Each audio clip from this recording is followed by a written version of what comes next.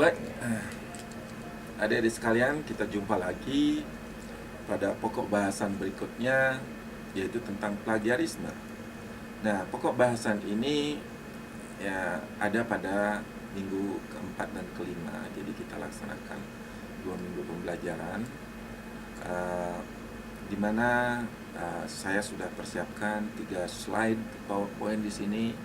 Yang pertama itu tentang pengertian plagiarisme, kemudian yang kedua tentang bagaimana kita menghindari plagiarisme itu sendiri, dan yang ketiga itu adalah bagaimana kita melakukan sitasi literatur-literatur dengan baik untuk tujuan umpamanya penulisan karya ilmiah, seperti umpamanya artikel untuk publikasi jurnal, maupun untuk penyusunan skripsi atau tesis. Nah, untuk slide yang pertama ini, yaitu pengertian plagiarisme, saya akan bagi menjadi beberapa slide di sini, yaitu yang nanti akan membicarakan tentang dasar hukum yang mengatur tentang plagiarisme di Indonesia. Kemudian bagaimana perguruan tinggi itu adalah sebagai komunitas akademik yang semestinya menjunjung nilai-nilai akademik itu sendiri. Nah, kemudian berkaitan juga dengan ketidakjujuran akademik yang penting bagi kita ya sadari bagaimana dampak dari ketidakjujuran akademik ini. Kemudian yang poin berikutnya masuk ke pengertian tentang plagiarisme, kemudian macam-macam plagiarisme, dan mengapa terjadi plagiarisme, dan mengapa tidak terjadi plagiarisme. Jadi itu poin-poin yang akan saya berikan adik-adik sekalian. Nah, yang pertama yaitu berkaitan dengan dasar hukum yang mengatur plagiarisme secara nasional. Itu sudah ada ya, seperti umpamanya Undang-Undang Nomor 19 Tahun 2002 tentang hak cipta. Kemudian Undang-Undang Nomor 20 Tahun 2003 tentang Sistem Pendidikan Nasional. Kemudian yang ketiga, Permendiknas Nomor 17 Tahun 2010 ini secara eksplisit mengatur tentang pencegahan dan penanggulangan plagiat di perguruan tinggi. Nah, kita sadar bahwa perguruan tinggi adalah komunitas akademik yang menjunjung nilai-nilai akademik dan yang mempunyai standar tinggi. Nah, di perguruan tinggi inilah ya ada satu proses di mana ada satu pengembangan dari satu produk yang kita analogikan manusia ya, dari satu produk yang akan diproses untuk kita nantinya setelah proses ini, apakah ini bisa nantinya digunakan oleh konsumen kalau ini umpamanya produk pangan. Tapi di dalam perguruan tinggi yang kita proses ini adalah manusia, di mana pada awalnya dengan satu jati diri atau nilai-nilai diri tertentu untuk nantinya menjadi seseorang yang berkembang penuh dengan jati diri atau nilai-nilai diri yang nantinya mampu meniti karir dan hidup di dalam masyarakat dengan baik. Nah, untuk itu dosen dan mahasiswa atau pembelajar harus memenuhi standar integritas akademik yang tinggi dengan menghindari ketidakjujuran akademik atau academic fraud atau intellectual dishonesty. Nah, ketidakjujuran akademik ini bisa saja terjadi pada proses pembelajaran dan publikasi ilmiah atau publikasi lainnya. Dan kita bayangkan kalau ketidakjujuran akademik ini muncul dan berkali-kali terjadi dan diketahui publik, itu akan sangat merusak reputasi daripada perguruan tinggi tersebut. Nah, di dalam Permendiknas Nomor 17 Tahun 2010 itu disebutkan, ya, saya kutip langsung di sini, Plagiat meliputi tetapi tidak terbatas pada A. Mengacu dan atau mengutip istilah, kata-kata dan atau kalimat, data dan atau informasi dari suatu sumber tanpa menyebutkan sumber dalam catatan kutipan dan atau tanpa menyatakan sumber secara memadai. B. Mengacu dan atau mengutip secara acak istilah, kata-kata dan atau kalimat, data dan atau informasi dari satu sumber tanpa menyebutkan sumber dalam catatan kutipan dan atau tanpa menyatakan sumber secara memadai. C. Menggunakan sumber gagasan, pendapat, pandangan, atau teori tanpa menyatakan sumber secara memadai. D. Merumuskan dengan kata-kata dan atau kalimat sendiri dari sumber kata-kata dan atau kalimat, gagasan, pendapat, pandangan, atau teori tanpa menyatakan sumber secara memadai.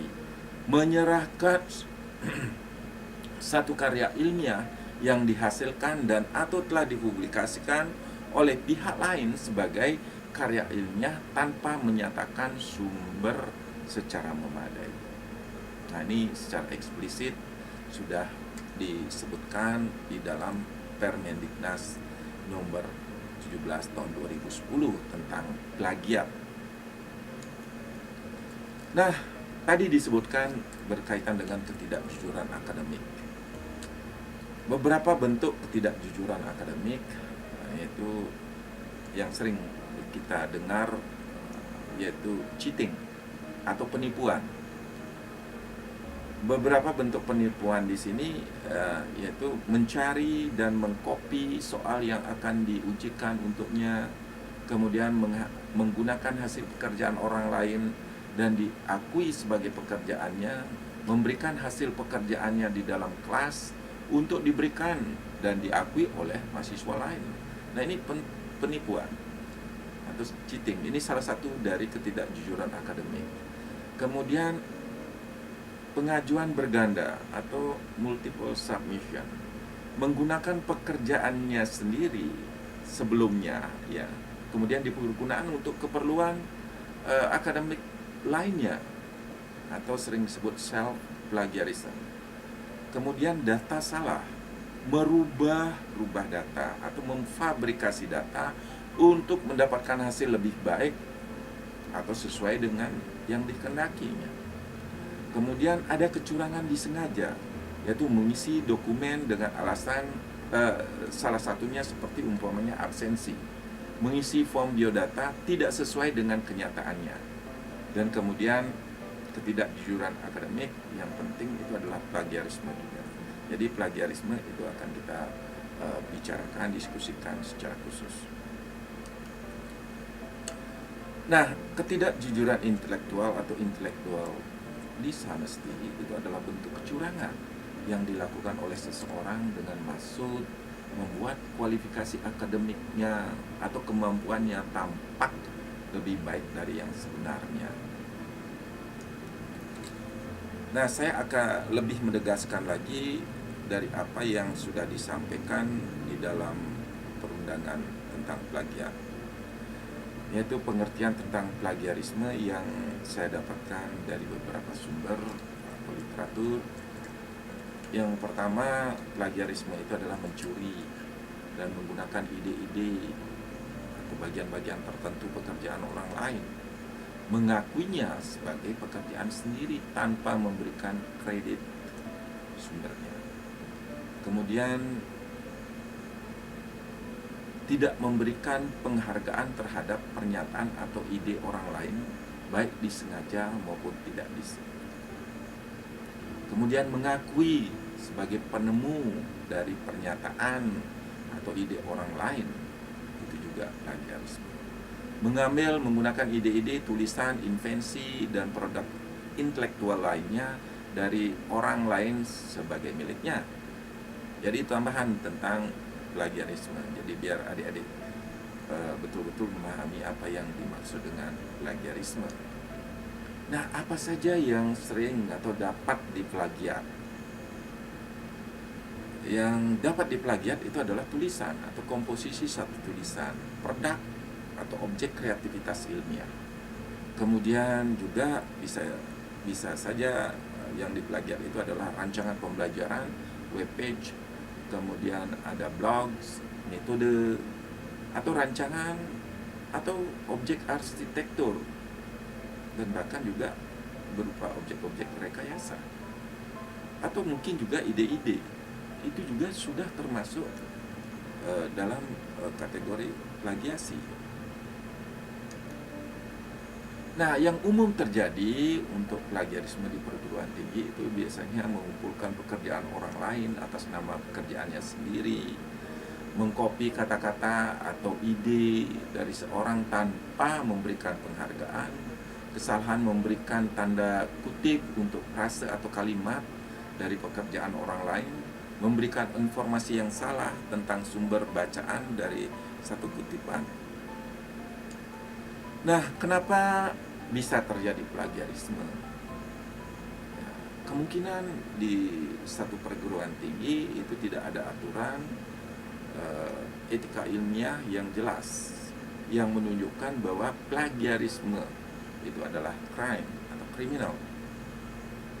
Biasanya aturan itu dimasukkan di dalam etika dan disiplin perguruan tinggi. Cuman sekarang sejauh mana ya ketegasan dari perguruan tinggi itu terhadap plagiarisme, padahal ini sudah diatur di dalam perundang-undangan yang sebelumnya sudah disebutkan. Kemudian bisa terjadi karena ketidakpahaman mahasiswa tentang plagiarisme itu sendiri, atau mungkin karena ketergesaan untuk mengumpulkan tugas tanpa merencanakan pengerjaannya secara baik. Nah, yang lebih penting, ini yang perlu waktu untuk dirubah, itu adalah kebiasaan atau habits, sulit menuruti aturan. Nah, mengapa juga banyak yang tidak melakukan plagiarisme? Yang tidak melakukan plagiarisme sadar bahwa mereka berada di perguruan tinggi atau pada satu institusi pendidikan, itu adalah untuk menjalankan proses pembelajaran. Nah, bagaimana proses pembelajaran ini harus dijalankan dengan baik untuk melihat tingkat capaian yang sebenarnya diraih oleh seseorang.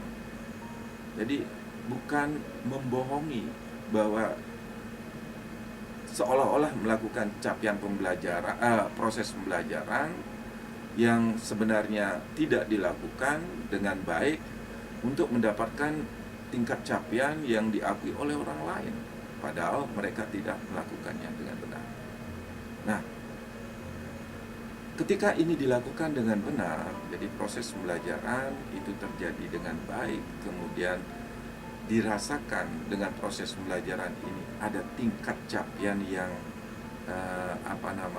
dicapai seseorang, ini akan menimbulkan kebanggaan bagi seseorang atas pekerjaannya. Nah, ini biasanya banyak yang sadar bahwa mengapa tidak dilakukan plagiarisme, karena ingin belajar dengan baik untuk mendapatkan capaian dengan sebenarnya. Jadi demikian adik-adik sekalian, sedikit tentang pengertian plagiarisme. Kita akan lanjut lagi pada slide berikutnya. Terima kasih banyak.